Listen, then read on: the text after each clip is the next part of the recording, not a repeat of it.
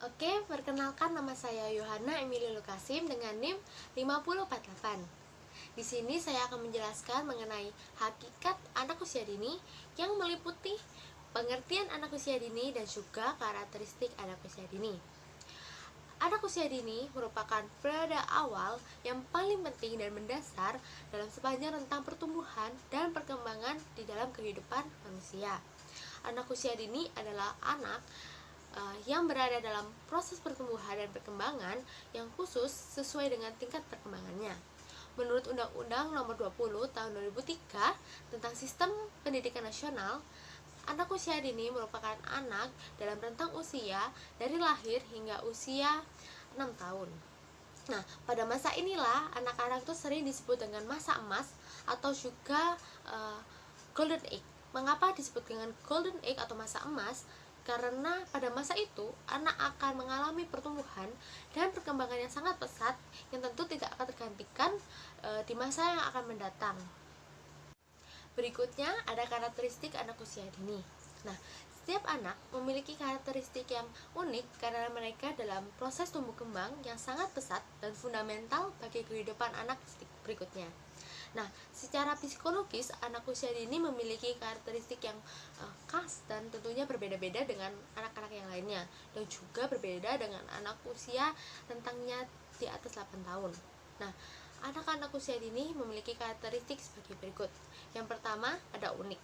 Nah, unik artinya setiap anak tidak ada yang sama antara satu dengan yang lainnya. Keunikan hanya dimiliki oleh masing-masing anak sesuai dengan bawaannya, kemampuan, dan juga latar belakang budayanya. Yang kedua ada egosentrisme. Nah, anak akan melihat dan memahami segala sesuatu dari sudut pandangnya dan juga kepentingan pribadinya. Nah, hal itu dapat dilihat ketika anak itu sedang berbuat mainan atau juga menangis ketika apa yang ia inginkan tidak dipenuhi oleh orang tuanya. Yang ketiga ada aktif. Nah, anak usia dini ini sangat lazim ya jika melakukan berbagai banyak aktivitas dan juga terlihat semangat karena anak usia dini itu suka melakukan berbagai aktivitas. Yang keempat ada rasa ingin tahu. Anak usia dini memiliki rasa ingin tahu yang kuat terhadap segala sesuatu yang membuatnya antusias, tapi tergantung dari apa yang membuatnya antusias. Namun anak usia dini mempunyai rentang fokus yang pendek. Nah, untuk itu anak usia dini itu mudah sekali mengalihkan perhatiannya pada kegiatan yang lain, kecuali kegiatan itu menyenangkan, bervariasi, dan juga tidak membosankan menurutnya. Yang kelima ada eksploitatif. Nah, anak usia dini biasanya itu senang menjelajah dan juga mencoba berbagai hal baru. Yang keenam ada spontan. Anak akan menampilkan perilaku yang tidak ditutupi sebagai cermin apa yang ia rasakan pada saat itu. Sehingga terkadang anak itu kurang mempertimbangkan akibatnya dari perbuatan yang sudah ia lakukan. Yang terakhir, imajinatif. Anak menyenangi hal-hal yang sifatnya berkaitan dengan fantasi atau khayalan.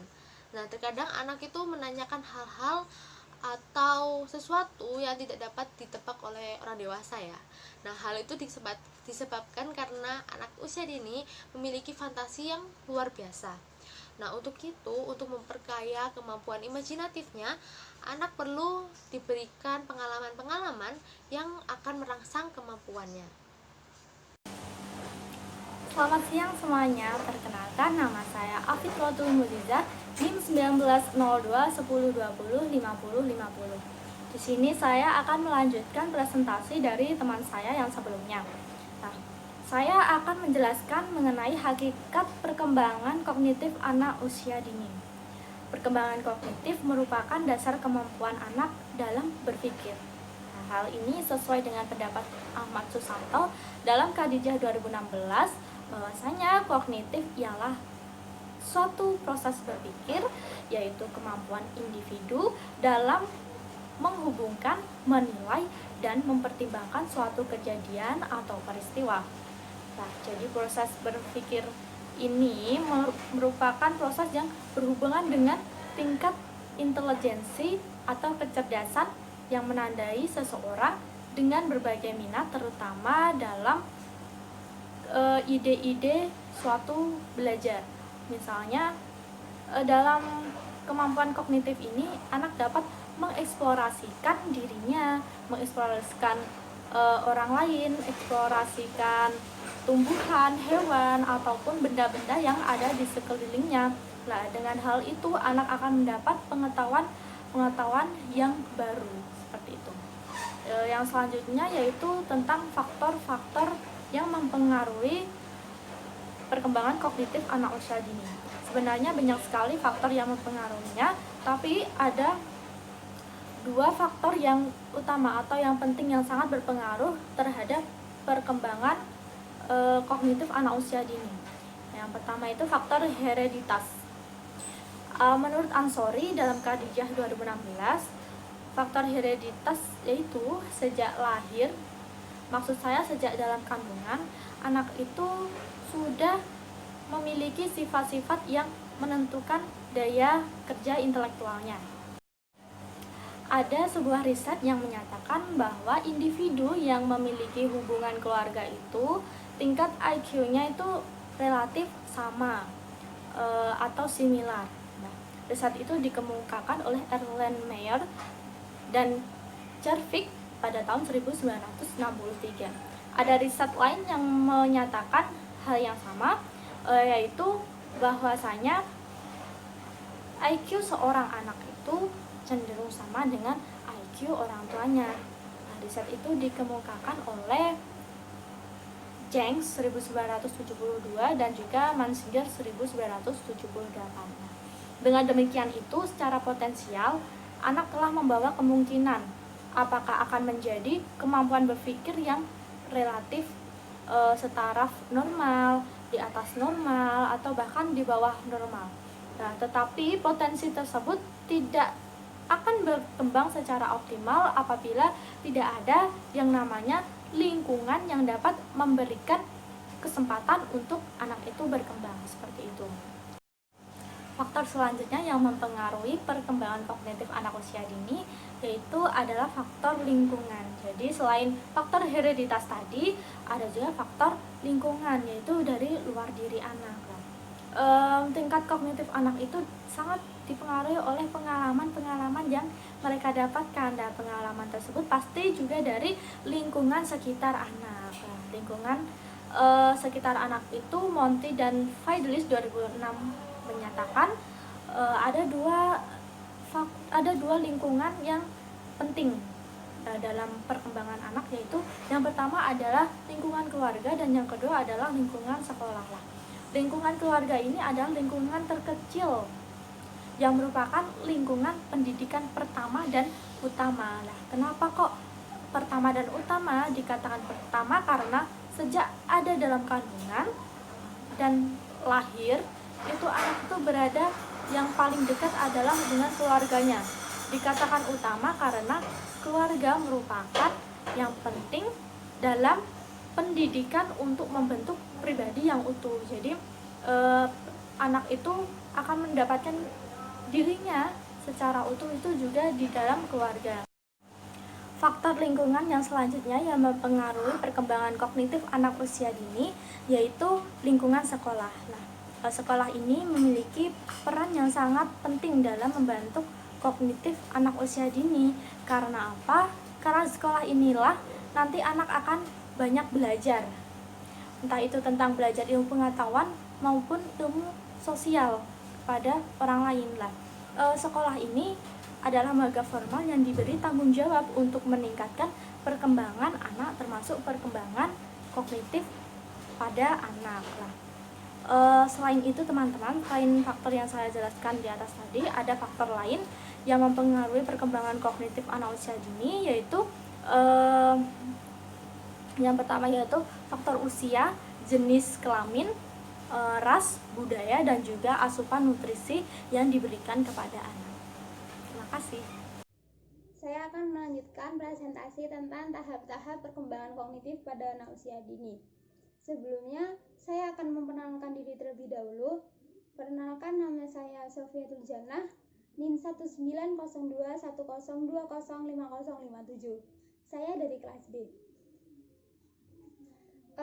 tahap-tahap perkembangan kognitif pada anak usia dini menurut Jan Piaget dibagi menjadi 4 tahapan.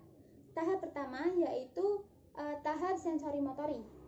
Tahap ini akan dilalui oleh anak-anak usia 0 sampai 2 tahun. Kemudian tahap yang kedua, setelah anak melalui tahap sensori motorik, anak akan naik tingkat menjadi tahap praoperasional. Pada tahap praoperasional ini akan dilalui oleh anak-anak usia 2 sampai 7 tahun.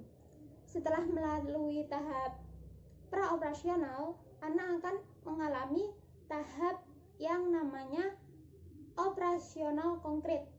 Nah, tahap operasional konkret ini akan dilalui oleh anak usia 7 sampai 11 tahun. Nah, untuk anak usia 11 atau 12 tahun ke atas akan mengalami fase yang namanya operasi formal. Baik, akan saya jelaskan satu persatu. Yang pertama yaitu tahap sensori motorik. Tahap ini akan dilalui oleh semua anak yang berusia 0 sampai 2 tahun. Kenapa tahap pertama ini disebut dengan tahap sensori motorik? Karena perkembangan ini terjadi berdasarkan informasi indera dan tubuh dari anak tersebut. Kemudian yang kedua yaitu tahap praoperasional. Pada tahap ini akan dilalui oleh anak-anak usia 2 sampai 7 tahun. Pada tahap operasional ini terdapat beberapa karakteristik yang bisa kita ketahui. Yang pertama, anak mulai memproyeksikan dirinya melalui bahasa, bermain, menggambar, atau coret-coret.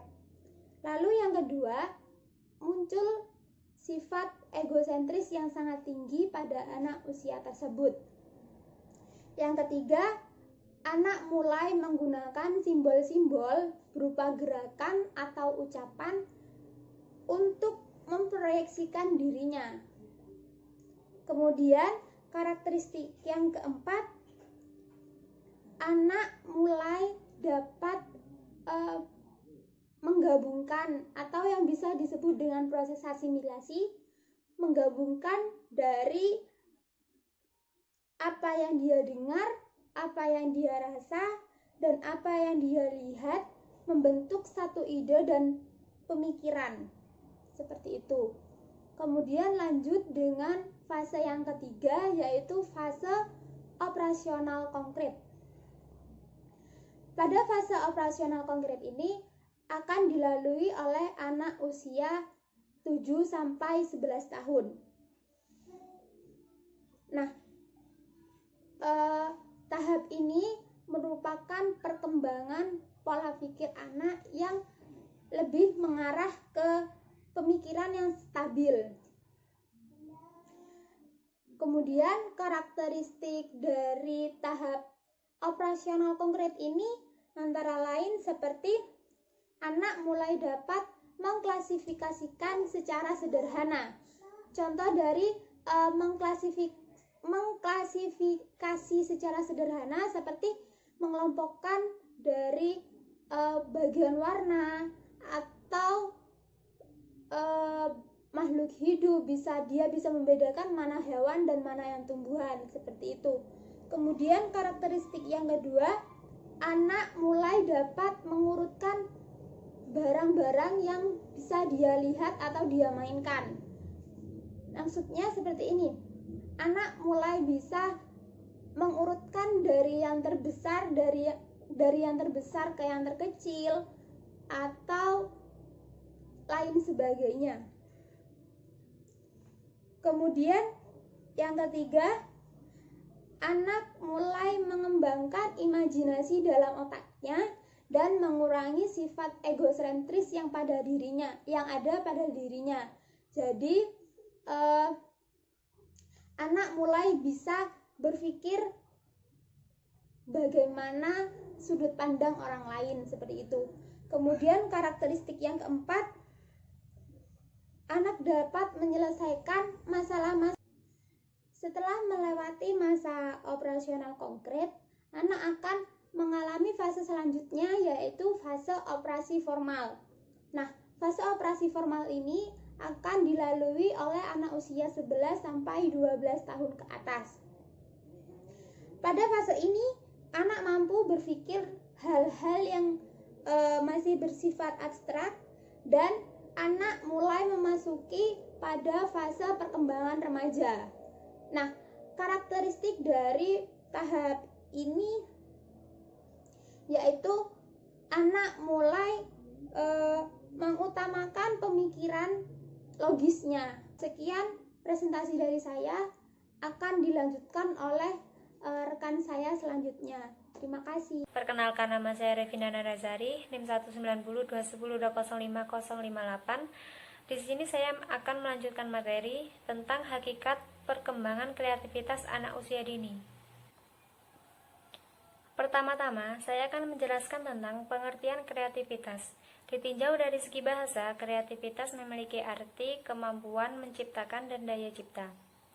Maka dari itu, kreativitas merupakan suatu proses mental yang unik atau suatu proses yang dilakukan semata-mata untuk menciptakan atau menghasilkan sesuatu yang baru, berbeda, dan orisinal. Kemudian ada faktor-faktor yang bisa meningkatkan perkembangan kreativitas pada anak. Yang pertama adalah sikap sosial yang ada pada anak jika tidak menguntungkan terhadap perkembangan kreativitasnya bisa ditanggulangi. Yang kedua, kondisi yang menguntungkan bagi perkembangan kreativitas pada anak bisa diberikan sejak awal, seperti memberi dorongan kreatif, memberi waktu bermain, dan sebagainya. Yang ketiga, lingkungan rumah atau sekolah. Jadi, seorang orang tua atau pendidik bisa memberikan rangsangan untuk mendorong kreativitas pada anak. Selanjutnya ada hambatan perkembangan kreativitas pada anak. Yang pertama adalah kurang adanya rangsangan dari lingkungan. Yang kedua, kurang pengetahuan orang tua atau pendidik terhadap proses perkembangan kreativitas pada anak. Saya Tia Tamtaza akan melanjutkan presentasi dari teman saya sebelumnya. Di sini saya akan menjelaskan tentang ciri-ciri kreativitas pada anak usia dini. Pada dasarnya, anak usia dini merupakan individu yang sangat kreatif. Di sini dapat dilihat dari ciri-ciri sebagai berikut. Yang pertama, mereka memiliki keingintahuan yang tinggi. Yang kedua, mereka sangat sering bertanya terhadap sesuatu yang mereka belum ketahui. Yang ketiga, mereka memiliki tingkat imajinatif yang tinggi. Yang keempat, mereka tidak takut salah dan berani mengambil resiko. Yang kelima, mereka akan senang dengan hal-hal yang baru bagi diri mereka. Nah, itu semua merupakan ciri-ciri dari kreativitas anak usia dini. Nah, selanjutnya merupakan tahap perkembangan kreativitas pada anak usia dini menurut usianya. Nah, di sini perkembangan tahap kreativitas pada anak usia dini itu menurut usianya berbeda-beda. Jadi, kita sebagai pendidik harus mengetahui yang pertama, perkembangan pada usia 1 tahun. Perkembangan kreativitas pada anak usia 1 tahun berorientasi pada seni. Nah, pada usia ini, anak akan melakukan tindakan seperti menggenggam, meremas sesuatu, dan menghentak yang tujuannya untuk menciptakan sesuatu. Yang kedua adalah pada usia 2 tahun. Pada usia 2 tahun, mereka mulai suka mencoret-coret pada dinding, pada kertas, nah seperti itu. Yang ketiga, perkembangan anak usia 3 tahun. Nah, pada usia ini, anak masih suka mencoret-coret tetapi lebih terkendali.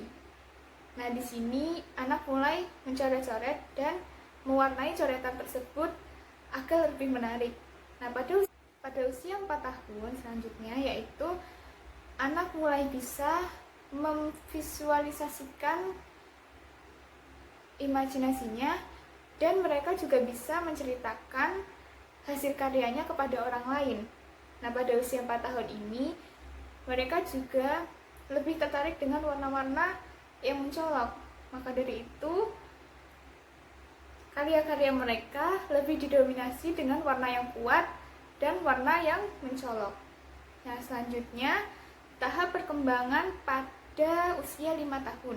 Nah, pada usia 5 tahun ini, anak usia mereka dapat memadukan antara kreativitas seni, bercerita, dan menyusun rencana. Jadi, ketika hendak membuat sesuatu, mereka sudah menyusun konsep agar perjalanan kreasi mereka lebih mudah. Jadi, seperti itu. Terima kasih. Perkenalkan, nama saya Rifda Rusida, NIM 5055. Di sini saya akan menjelaskan mengenai hubungan kognitif dan kreativitas dengan tumbuh kembang anak usia dini. Pertama-tama, saya akan menjelaskan mengenai apa sih tumbuh kembang itu. Nah, secara alamiah, setiap individu yang hidup akan memasuki tahap pertumbuhan ataupun tahap perkembangan yang diawali dari dalam kandungan sampai akhir hayatnya pasti akan mengalami perubahan baik ke arah peningkatan secara fisik ataupun peningkatan secara perkembangan. Nah, dari sini dapat kita simpulkan bahwa pengertian tumbuh kembang sendiri adalah sebuah proses berkelanjutan yang bermulai dari usia kandungan sampai dewasa. Hal ini juga dipengaruhi oleh beberapa faktor-faktor bawaan ataupun lingkungan sekitar, seperti faktor pola asuh orang tua, pemberian gizi dan nutrisi, serta yang paling penting adalah pemberian stimulus atau rangsangan yang bisa mengembangkan perkembangan kognitif anak itu sendiri. Nah, yang kedua, saya akan menjelaskan mengenai hubungan kognitif dan kreativitas dengan tumbuh kembang anak usia dini. Perkembangan kreativitas ini sangat erat kaitannya dengan perkembangan kognitif individu. Karena kreativitas ini sesungguhnya merupakan sebuah perwujudan dari kinerja otak atau pekerjaan otak. Nah, secara sederhananya, kemampuan kognitif ini dapat kita artikan sebagai kemampuan anak untuk berpikir secara lebih kompleks lagi ataupun lebih luas lagi untuk melakukan penalaran ataupun pemecahan masalah.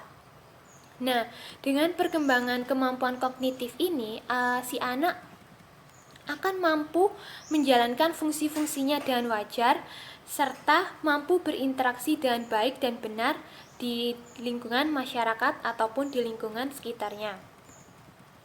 Perkembangan ini juga menghasilkan bentuk-bentuk atau ciri-ciri kemampuan baru yang berlangsung dari tahap aktivitas sederhana ke tahap yang lebih tinggi ataupun lebih luas. Perkembangan kognitif ini bergerak secara berangsur atau bertahap. Nah, dari beberapa pengertian yang sudah saya jabarkan tadi, dapat dipahami bahwa kognitif atau pemikiran ini merupakan istilah yang digunakan oleh pakar-pakar psikologi di luar sana untuk menjelaskan semua aktivitas mental yang berhubungan dengan persepsi, pikiran, ingatan, ataupun pengolahan informasi yang memungkinkan seseorang itu dapat memperoleh pengetahuan, pemecahan masalah, dapat merencanakan masa depan, mengamati atau membayangkan kondisi ataupun lingkungan yang ada di sekitarnya. Sekian penjelasan dari saya, mohon maaf jika ada kurangnya.